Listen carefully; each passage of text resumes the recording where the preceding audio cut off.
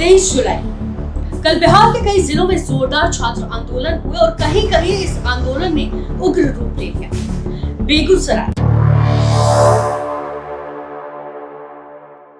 कटिहार, दरभंगा, मोतिहारी, मुजफ्फरपुर, जहानाबाद। कहीं सड़क जाम हुई तो कहीं पुलिस और प्रदर्शनकारियों के बीच में तीखी झड़प भी हुई, तो कहीं हालात संभालने के लिए पुलिस को लाठीचार्ज करना पड़ा। लेकिन पूरे बिहार में सबसे ज्यादा चर्चा जिस घटना की हुई है वो थी जहानाबाद की घटना।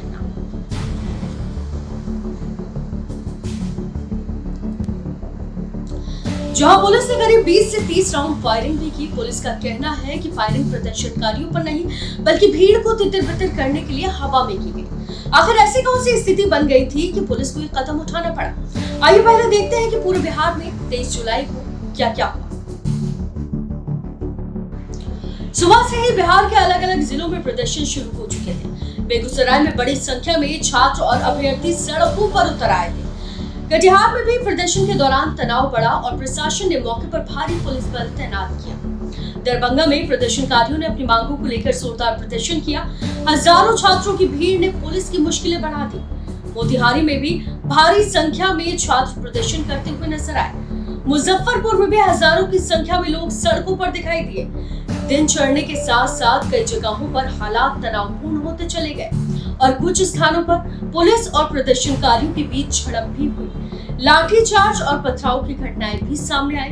इस दौरान प्रशासन लगातार लोगों से शांति बनाए रखने की अपील करता रहा। आज जो है कल्याणी चौक पे स्टूडेंट्स एंड प्रोटेस्टर्स जो है एकत्रित हुए थे, तो हम लोग को पहले से सूचना प्राप्त थी। हम लोग कल से ही अलर्ट मोड में थे, तो हम लोग के द्वारा मजिस्ट्रेट और फोर्स की प्रतिनियुक्ति की गई थी और उसी के क्रम में शांतिपूर्वक उन लोगों से अपील किया गया कि अपना प्रोटेस्ट जो है शांतिपूर्वक करेंगे।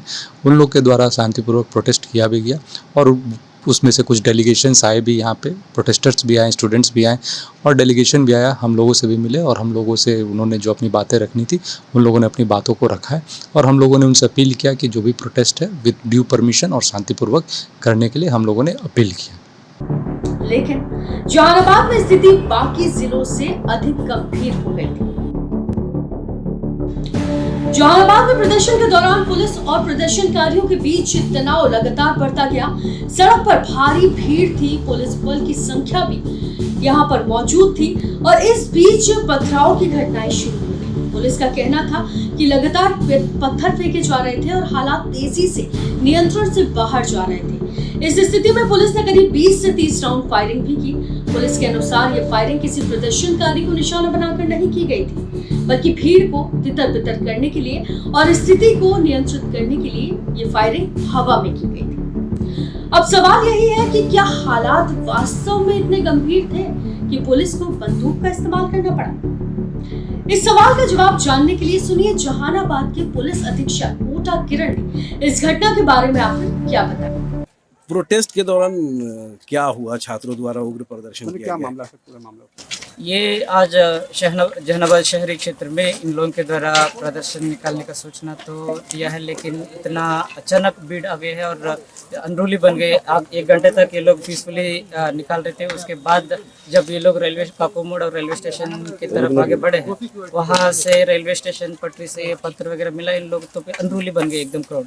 तो उनको हैंडल करने के लिए पूरा जिला प्रशासन को मोबिलाइज किए हैं जगह जगह से। और जब इन लोग को इस तरफ बुलाया गया तो फिर दूसरा अदर साइड में भी इन लोग का द्वारा अनरूली बिहेवियर किया गया है। तो इन लोगों को हैंडल करने के लिए, कंट्रोल करने के लिए अप्रोप्रिएटली प्रोपोर्शनेट बल उपयोग भी करना पड़ा और अभी स्थिति सामान्य है और पूरा जिला प्रशासन अभी अलर्ट मोड पे है। कोई भी ऐसा कुछ घटना होने नहीं देंगे। बहुत बहुत धन्यवाद। सर, डीएम ऑफिस पे भी, डीएम रेजिडेंस पे भी पथराव किया गया। जैसे डीएम ऑफिस के सामने ही रेलवे पटरी है, तो यहाँ से ही ये लोग पथराव वगैरह करना शुरू किए हैं। तो फिर आवास पर भी कई पत्थर उस तरफ भी गए हैं और अभी फिलहाल स्थिति सामान्य है। कितना राउंड फायरिंग हुई होगी सर? इन लोग को कंट्रोल करने के लिए 20-30 राउंड्स अभी फायरिंग करना पड़ा, क्योंकि बल क्राउड से कंपैरेटिवली बहुत कम थे, तो इसलिए प्रोपोर्शनेट बल यूज करना पड़ा। ठीक है। तो देखा आपने कि पुलिस का कहना है कि फायरिंग कानून व्यवस्था बनाए रखने के लिए और भीड़ को नियंत्रित करने के लिए की गई थी, ना कि किसी प्रदर्शनकारी को निशाना बनाने के लिए। दूसरी ओर पूरे बिहार में हुए इन प्रदर्शनों ने कानून व्यवस्था, भीड़ नियंत्रण और विरोध प्रदर्शन के तरीकों को लेकर कई नए सवाल खड़े कर दिए हैं। आपकी राय क्या है? आप हमें कमेंट करके जरूर बताएं। फिलहाल के लिए इस खबर में सिर्फ